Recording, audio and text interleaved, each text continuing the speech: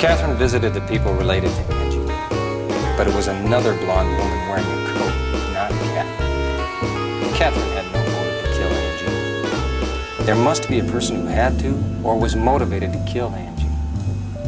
Now, the question is, who was it? This person killed Angie to make some people feel sorry for what they had done in their former lives. This is my hope, that this person would appear to confess her sin before I have to go and get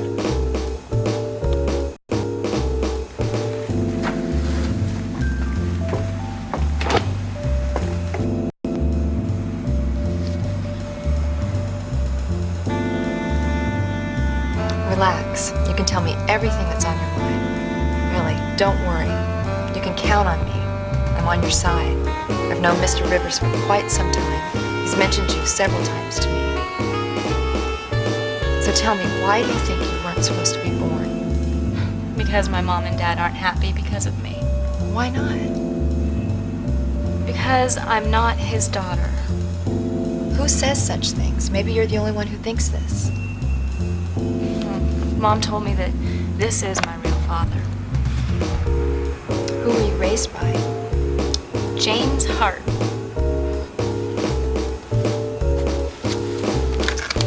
Hello? Hello. Hi, Catherine. What's up? I did it. I traced this guy, Alan Black. I found him here in Chicago. Alan Black?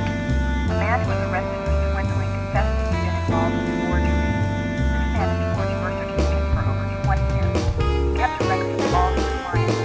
Alan Black was listed in that record. He said he will be able to find out things about the man he was looking for. Alan Black calls himself James Hart. James Hart?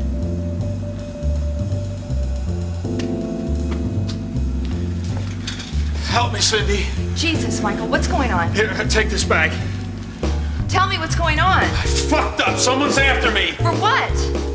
If I die, you go to the police with that bag. This man trapped me. That's not Bryce Rich. It's a fake. He's had plastic surgery. God, I'm stupid. I'm sorry if I've caused you problems. Forgive me. I'll call you.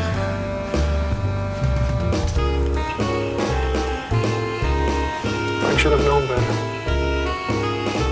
It was stupid to do a sting operation by yourself. He was doing okay in the beginning, I guess. It looked like he was getting close to penetrating the mob. He underrated those punks. They sniffed I was a cop and they whacked him.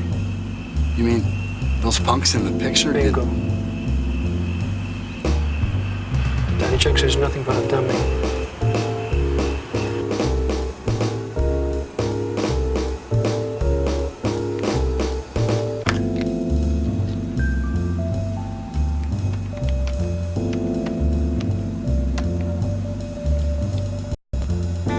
Now we better call in Cindy.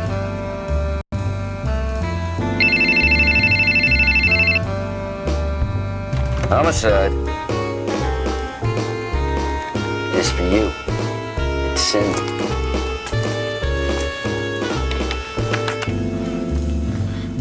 Cindy. I've got to see you. Can you come here? I'll be there. I'll be right back. Hey, where you going?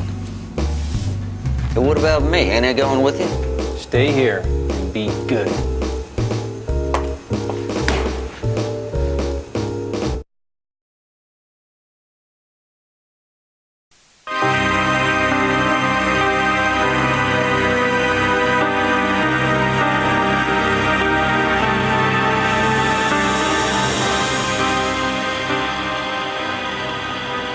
Catherine. J.B., you should have known better. Revenge is the stupidest thing you can do. Please, Cindy, you must listen to me. That's what Catherine said. I was only 12 years old when my father died. He was an old-fashioned man. I mean, a very poor speaker and a stubborn man. You know that kind of person?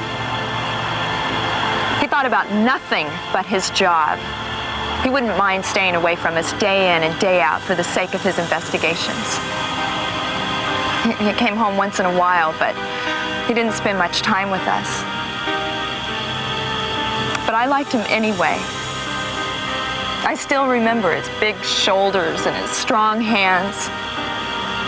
I used to sit around with my mom and wait for him to come home after settling a case. I just couldn't believe it when he died. I mean, when they placed him in that coffin and buried him under the ground, I realized it was the goddamn reality.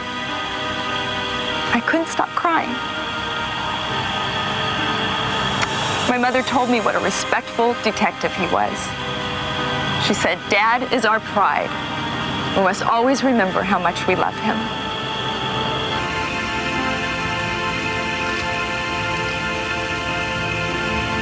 One month after his funeral, some newspaper made a comment that my father took his investigation too far. So what you're saying is that your son was killed by the detective. Is that about right? Yes, absolutely. That detective used my son for his investigation. He pressured him into smuggling drugs.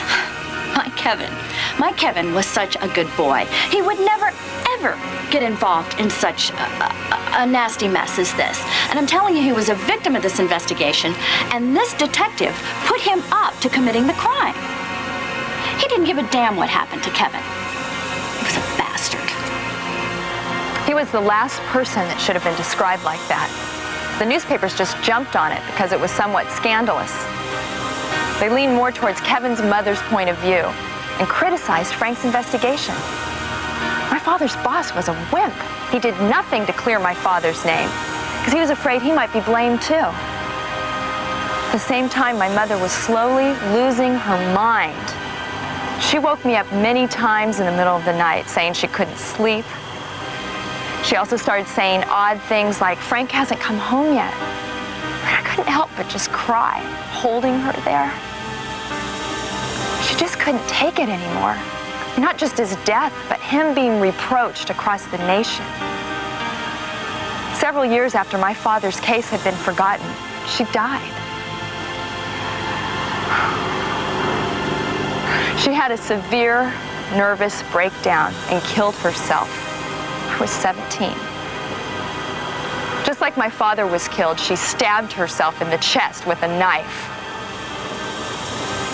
She left nothing for me but the frustration that we could never clear my father's disgrace and a blood-stained knife.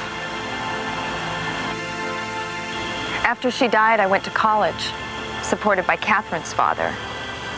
I wanted to help people who had problems that they couldn't handle on their own, just like my mother.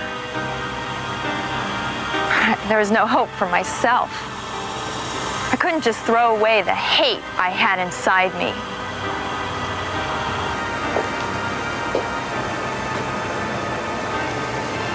Cindy, how could you have done such a horrible thing? It's too stupid. Cindy, why? I found the blood-stained knife and the cocaine in your room. You should have known better. Revenge is the stupidest thing you could have done. Cindy, you've got to listen to me.